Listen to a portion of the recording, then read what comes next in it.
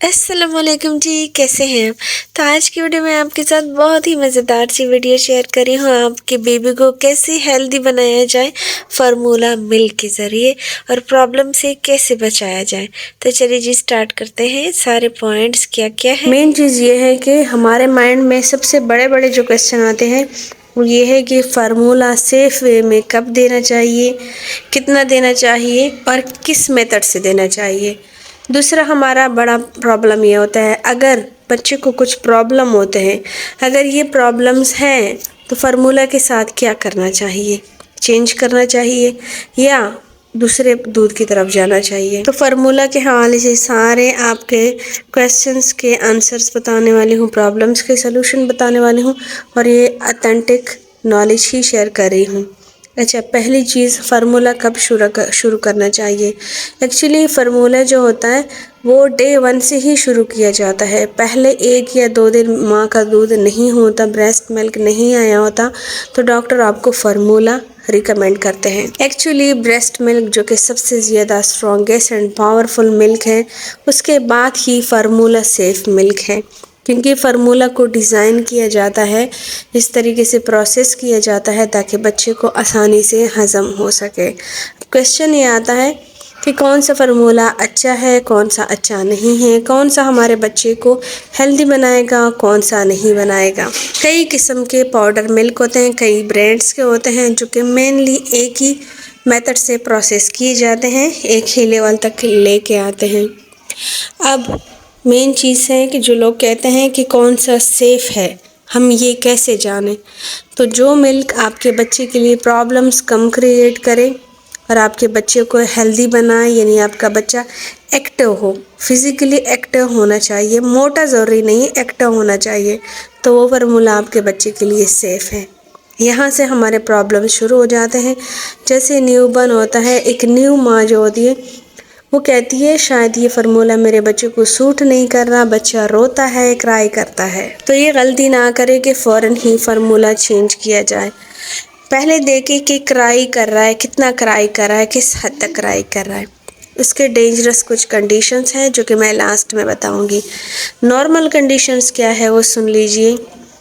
First day से लेकर 3 months तक बच्चे के जो अज़ा हैं, बच्चे का जो इनसाइड सिस्टम है, वो इस वर्ड के साथ कन्वर्ट हो रहा होता है, मैच हो रहा होता है। तो इन्हीं दौरानिया में जो भी मिल्क आप देते हैं, चाहे ब्रेस्ट मिल्क हो, फार्मूला हो, जो भी मिल्क हो, नॉर्मली बच्चा अगर रात अच्छी गुजारी है, रात को ज़्यादा नहीं रोया तो दिन को ज़्यादा रोता है। अगर दिन सुकून से गुजारा है तो रात को रोता है। या कुछ बच्चे ज़्यादा देर तक सोते रहते हैं या कुछ बच्चे डेली रोते रहते हैं, ये उनकी नेचर होती है। अगर डेंजरस कंडीशन ये है कि बच्चे को सडन क्राई कर रहा है, सडन क्राई, अचानक से चुप हो जाता है, अचानक से क्राई करता है या ऐसे क्राई कर रहा है कि लाल पीला हो रहा है, तो ये कंडीशन जो है डेंजरस है। बाकी नॉर्मल कंडीशन है, कुछ बच्चे ज़्यादा सोते रहते हैं या कुछ बच्चे जो होते हैं हर टाइम मुंह खोले रहते हैं, बाकी नॉर्मल है अगर वो क्राई टू मच नहीं है। तो यहाँ पे जिस फार्मूला पे आपने रखा है वो सेफ़ है, वो चेंज करने की ज़रूरत नहीं है, क्योंकि बार बार आपको दूध चेंज करना बच्चे के लिए अच्छा नहीं होता। हम मदर एक और प्रॉब्लम फेस करते हैं फार्मूला के साथ, वो बच्चे के पेट में गैस होती है, पेट फूल जाता है, मरोड़ होती है या कब्ज़ होती है। पहली बात, अक्सर लोग कहते हैं कि बच्चे ने 2 दिन पोटी नहीं की, 3 दिन नहीं की, 4 दिन नहीं की, मिनिमम 7 दिन उसका मेडिकली एक दौरानिया होता है कि बच्चा पोटी पास ना करे, 7 दिन से ज़्यादा ना करे तो ये रिस्क की बात है, यहाँ पे चेकअप करवाना चाहिए। लेकिन 7 दिन या 5 दिन नॉर्मल होते हैं।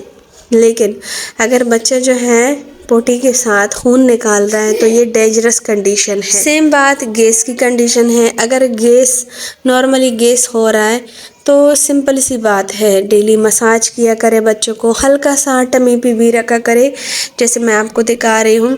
तो मसाज इन टमी बच्चे के बॉडी के लिए, अज़ा के लिए अच्छा होता है, गैस रिलीज़ के लिए भी अच्छा होता है, कंस्टिपेशन रिलीफ के लिए और बॉडी के क्रैम्प्स को दूर करने के लिए अच्छा होता है, हेल्थ बनाने के लिए भी अच्छा होता है।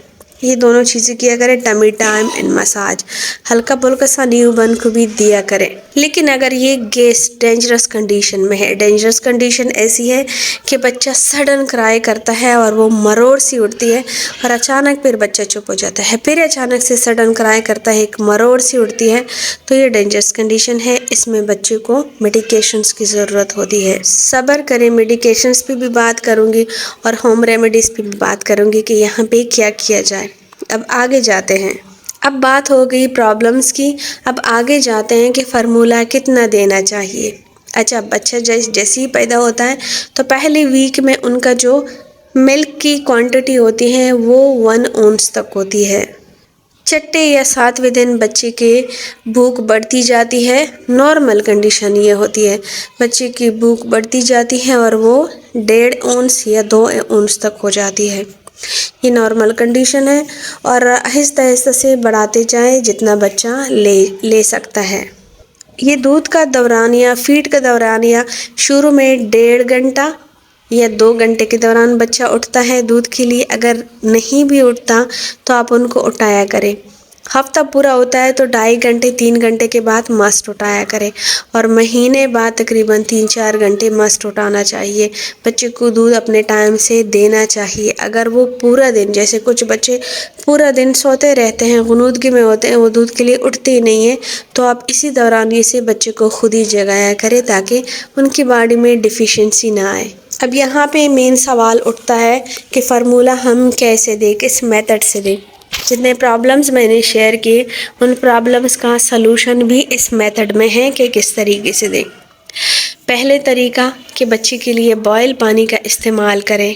बॉयल होना चाहिए और उसमें 1 इलायची मस्ट डालें। इलायची तोड़ के आपने 1 डालनी है। बॉयल करने के बाद ये जो पानी है इसको नीम गर्म कंडीशन में ले आए। नीम गर्म कंडीशन आपके लिए नहीं बल्कि बच्चे के हिसाब से हो, यानी वो टॉलरेट कर सके, इस तरह नॉर्मल कंडीशन हो, ठंडे बिल्कुल भी ना हो, नहीं तो बच्चे को जल्दी चेस्ट इन्फेक्शन या छींके लग सकती है। सबसे पहले इस तरह का पानी आपने यूज़ करना है। बॉयल मस्ट होना चाहिए, 1 इलायची डाला करें। जैसे मैंने गैस की बात की, कब्ज़ की बात की, पेट में मरोड़ की बात की, तो ये जो बात है इसके लिए अगर ये मसला बच्चे को पेश आ रहा है तो बच्चे के लिए 1/2 टीस्पून 1 लीटर पानी में 1/2 टीस्पून सौंफ डाला करें और उसको अच्छे से बॉयल करके फिर नीम गर्म कंडीशन में ले आके बच्चे को दिया करें। तो इससे बच्चे की डेली गैस रिलीज़ होगी और कंस्टिपेशन जो है वो डेली बच्चा कंस्टिपेशन का तोड़ होगा। बच्चे डेली या दूसरे दिन पोटी आराम से कर पाएगा। ये आजमूदा तरीका है। ये जो चीज़ें मैंने बताई आपके बच्चे के लिए ये सारी सेफ़ वेज है। अब बात करते हैं अलार्मिंग क्या है, बच्चों के लिए डेंजरस कंडीशंस क्या है। फार्मूला के साथ कुछ डेंजरस कंडीशन होते हैं कि बच्चे को सूट नहीं किया, तो वो बहुत कम होते हैं क्योंकि फार्मूला डिज़ाइन किया गया होता है आपके बच्चे की हेल्थ के मुताबिक।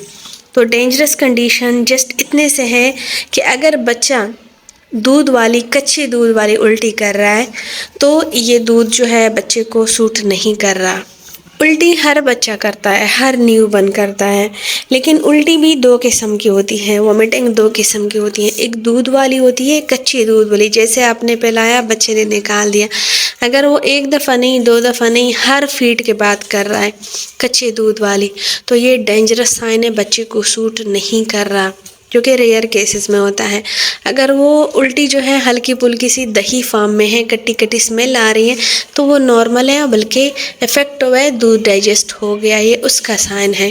दूसरा इसका वार्निंग साइन ये है कि बच्चा रेगुलर लूज़ मोशन कर रहे हैं और लूज़ मोशन भी ऐसे जैसे बिल्कुल पानी हो, तो ये भी एक डेंजरस साइन है। किसी भी मिल्क का, फार्मूला हो या कोई भी मिल्क हो, डेंजरस साइन है। मुतवातर लूज़ मोशन कर रहा है तो फ़ौरन ही डॉक्टर से कंसल्ट करें। कभी भी ये ना सोचे कि कौन सा फार्मूला मेरे बच्चे का वेट गेन कर रहा है, कौन सा नहीं कर रहा।